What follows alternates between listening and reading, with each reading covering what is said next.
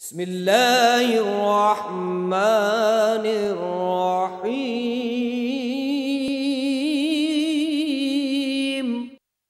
اللہ اللہ یا رسول اللہ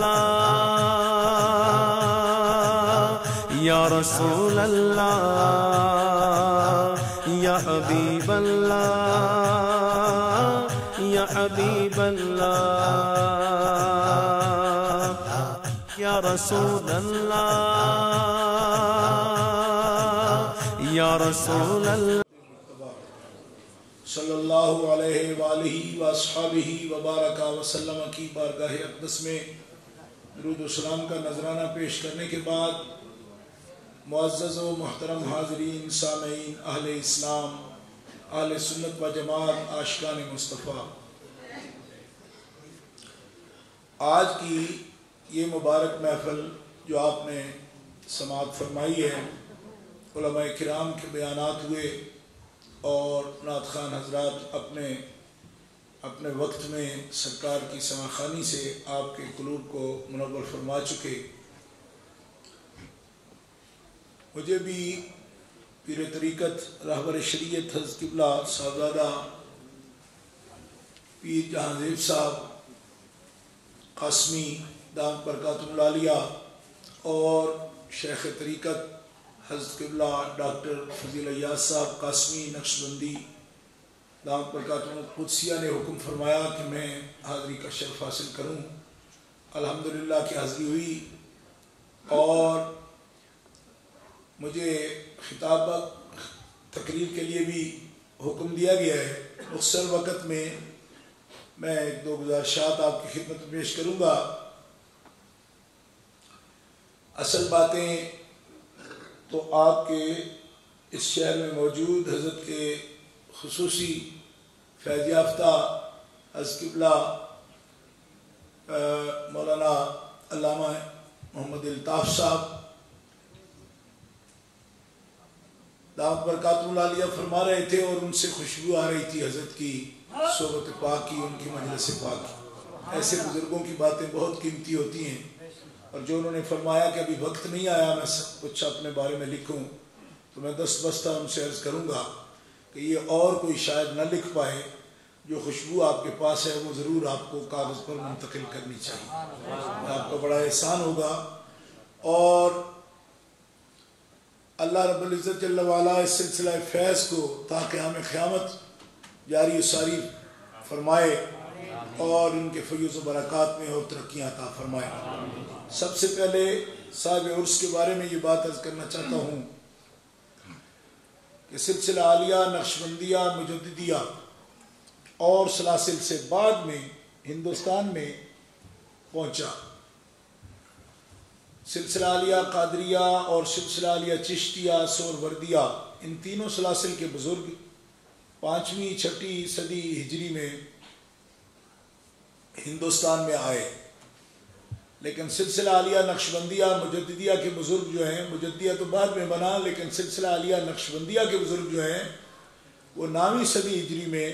ہندوستان میں تشریف لائے۔ حضرت خواجہ باقی باللہ دہلوی رحمۃ اللہ تعالیٰ علیہ جو حضور مجدد پاک کے مرشد پاک ہیں، آپ نے فرمایا نقشبندی نسبت یہ پودا ہندوستان کا نہیں، اس کا بیج میں قصر عارفاں بخارا سے لایا ہوں۔ یہ آپ کے مکتوبات شریف میں یہ عبارت موجود ہے۔ آپ فرماتے ہیں نقشبندی سلوک اور اس کی نسبت جو ہے یہ ہندوستان کا پودا نہیں کہ جو یہاں کاشت ہوا ہو پہلے، اس کا بیج میں، بلکہ اس کا قلم فرمایا میں قصر عارفاں بخارا سے لایا ہوں، اور یہاں 9ویں صدی ہجری کے اواخر اور 10ویں کے اوائل آپ فرماتے ہیں میں نے یہ نسبت دہلی شہر میں بیٹھ کر ہندوستان میں یہ قلم نقشبندی نسبت کی لگا دی ہے، اور مجھے حضرت خواجہ امکنگی رحمۃ اللہ تعالیٰ علیہ نے یہ نسبت عطا فرمائی ہے۔ آپ سے پوچھا گیا کہ آپ نمائندہ ہیں قصر عارفاں کے، بخارا شریف کے، اور لیٹ ہوئے ہیں، دیر سے آئے ہیں، 3-4 صدیاں بعد یہ نسبت دوسرے بزرگوں کی نسبت سے ہندوستان پہنچی۔ فرمایا آپ کے مشائخ کیا جانتے ہیں اس بارے میں یا کیا سمجھتے ہیں کہ آپ کی تشریف آوری سے یہ قلم جو آج آپ لگا رہے ہیں یہ گلستان کی شکل اختیار کرے گی؟ فرمایا ہاں، میرے مرشد نے مجھے حکم فرمایا یہ قلم، یہ گلستان قصر عارفاں بخارا سے ایک پھول، ایک قلم، ایک جڑ تم لے کر جا رہے ہو، اور تم سے نسبت جسے تفویض ہوگی وہ مختصر وقت میں زمین کا کوئی کونا کیا، زمین سے عرش تک اس نسبت سے کائنات کو بھر دے گا۔ اور فرماتے ہیں جب حضور مجدد الفسانی شیخ احمد سرندی فاروقی رحمت اللہ تعالی علیہ قیوم زمانی قطب ربانی آپ کی بارگاہ اقدس میں حاضر ہوئے تو پہلی نسبت سے ہی اور نظر سے ہی آپ نے ان کا استقبال جب کیا، مرحبا کہا، تو اس بات کو حضرت شیخ حسام الدین رحمت اللہ علیہ نے نقل فرمایا کہ ہم نے حضرت خواجہ کے چہرے پر ایک ایسی رونق دیکھی اور عرض کی کہ حضور بہت سے آپ کے مریدین عرصہ سے آپ کی خدمت پہ حاضر ہیں، ایسی فرحت اور ایسی خوشی ہم نے کبھی نہیں دیکھی۔ فرمایا خواجہ گنگی نے مجھے جس فرد کے لیے بشارت دی تھی یقیناً وہ شیخ احمد ہی ہے جس کے لیے اتنا بڑا سفر مجھے کرنا پڑا ہے۔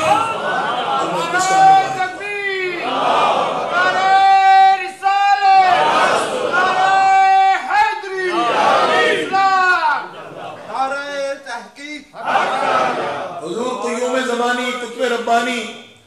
مجدد الفسانی شیخ احمد سرندی کو جب نسبت تفویض ہوئی تو خود حضرت خواجہ باقی باللہ دہلوی جو آپ کے شیخ ہیں، مرشد ہیں اور یقیناً مرشد ہیں اور اتنی بڑی کامل ہستی ہیں کہ آپ کو سلوک نقشبندیہ میں وہ صوفیاء افراد امت ہیں جن کو توجہ اتحادی اللہ رب العزت نے بخشی ہے، اور حضرت خواجہ باقی باللہ توجہ اتحادی کے مالک تھے۔ توجہ اتحادی کا مالک وہ بندہ ہوتا ہے جو اپنی نسبت جب کسی کو تفویض کرتا ہے تو نہ صرف یہ کہ اس کے دل کی کیفیت کو بدل دے بلکہ اس کی صورت کو بھی منقلب کر دیتا ہے۔ یہ متصوفہ میں حضرت خواجہ حضور داتا گنج بخش شریف جویری رحمت اللہ علیہ نے کشف المحجوب شریف میں بھی توجہ اتحادی کا مقام لکھا ہے کہ ایسا نر ولی کون ہوتا ہے؟ نر ولی، یہ لفظ آپ نے بولا کہ کوئی ہوتے اولیاء کا سلسلہ اناس ہوتا ہے، عورتوں کی جیسی نسبت، اور توجہ اتحادی کا مالک وہ نر ولی ہوتا ہے کہ اگر کسی زمین میں رویدگی کی صلاحیت ہی نہ ہو بیج اس میں بھی ڈال دے تو رویدگی پیدا کر دیتا ہے، ایسا نر ولی ہوتا ہے۔ فرمایا حضرت مجدد الفسانی رحمت اللہ تعالی علیہ کے بارے میں یہ کلمہ آپ کے مرشد نے فرمایا عشاء آفتاب ان کہ مثل ما ہزاراں در سایہ او گمن، کہ شیخ احمد سر دائرہ ولایت ہے، سر دوائر ولایت ہے، 4 دائرہ ہیں ولایت کے۔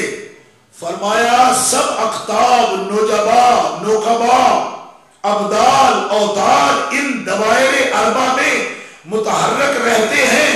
اور ولایت کے 4 دائروں کا مرکز اس وقت شیخ احمد سرہندی ہے۔ حتیٰ کہ نسبت تفویض ہونے کے بعد اس کا حال یہ ہو گیا ہے کہ یہ وہ ولایت کا آفتاب ہے کہ میں اگرچہ اس کا مرشد ہوں مگر حال یہ ہے کہ مجھ جیسے ہزاروں ستارے اس سے فیض حاصل بن چکا ہے۔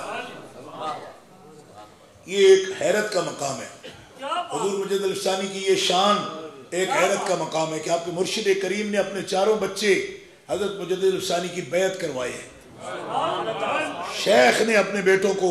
اپنے مرید کا مرید کرایا اور فرمایا کہ میں چاہتا ہوں کہ مجدد الفسانی شیخ احمد سرہندی مجھے بھی توجہ دیں۔ آپ نے عرض کی حضور میں یہ نہیں کر سکتا، میں کیسے کر سکتا ہوں؟ فرمایا اس نسبت سے اگر سمجھو تو، اگر اس وقت جو لوگ بیٹھے ہیں توجہ کریں تو شاید اس بات کو بیان فرمائیں گے، مگر میں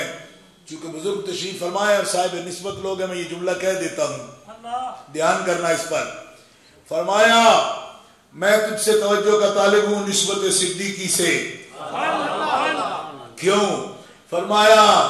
جس وقت شکلن پیارے مصطفیٰ نے ابو بکر کو مصلی پہ کھڑا کیا اور خود پیچھے کھڑے ہو گئے.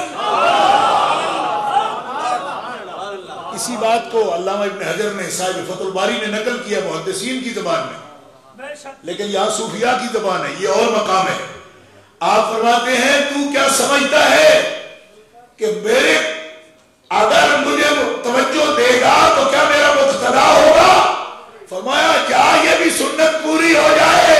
کہ جیسے ابو بکر مصلی رسول میں کھڑے ہیں، حضور تشریف لائے، حضرت ابو بکر اپنے پاؤں کو پیچھے اس طرح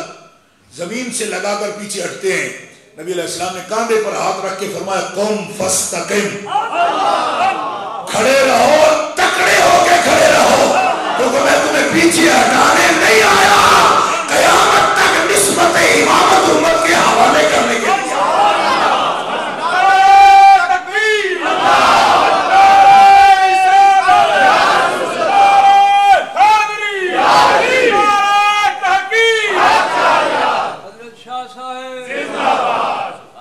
فرمایا اسی مناسبت سے یہ سنت اختیار کرتا ہوں. حضرت مجد الفسانی رحمت اللہ تعالی علیہ نے جس انداز سے اس فیضان کو تقسیم کیا، اگر آپ اس پہ نظر فرمائیں مختصر وقت میں تو کیا آپ اندازہ کر سکتے ہیں کہ ایک شخص جو خود افغانستان سے ہندوستان کو ہجرت کرے، سرہند شریف میں ان کے بزرگوں کا ڈیرہ ہے، خواجہ حضرت خواجہ عبدالحق صاحب فاروقی رحمت اللہ تعالی علیہ، وہاں جا کے قیام کیا سرہند میں،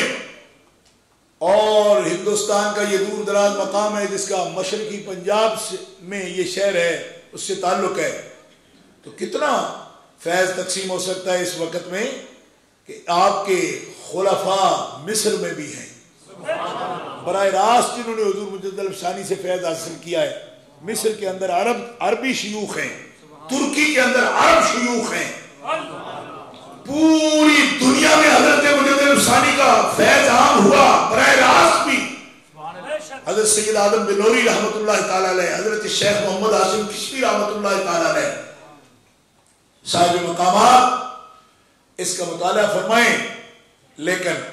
حضرت مجد الفسانی رحمت اللہ تعالی علیہ سے